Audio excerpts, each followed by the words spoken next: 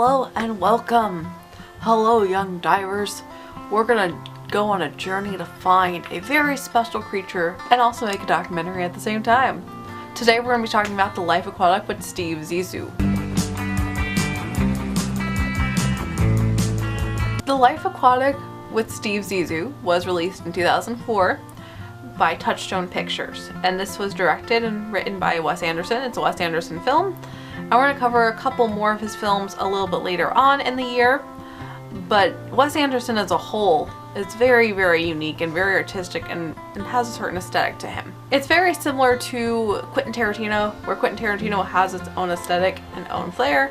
Wes Anderson has the exact same thing. I feel like you're either going to love this film or hate this film. There's no in between.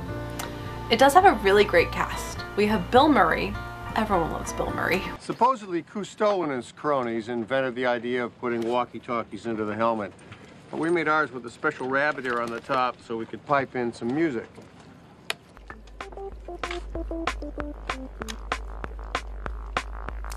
And he plays Steve Zissou. We also have Anjelica Huston and Kate Blanchett and Owen Wilson.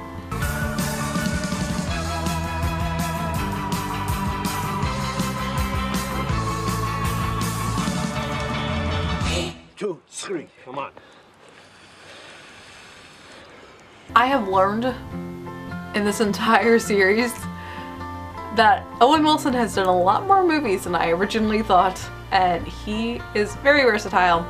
He does play very similar characters, so in terms of versatility of his acting skills, they're not that grand, but the types of roles that he goes through and all of the movies he's been in has been really surprising. I didn't expect for him to be a part of this.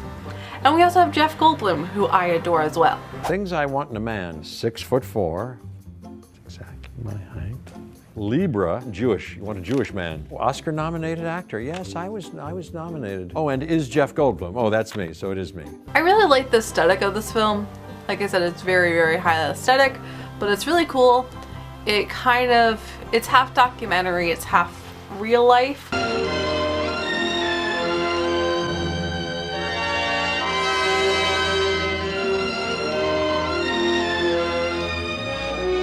Steve Zissou is filming a oceanography documentary and is premiering it to a whole theater of people where he goes after this specific shark that killed his friend and he wants to find it again.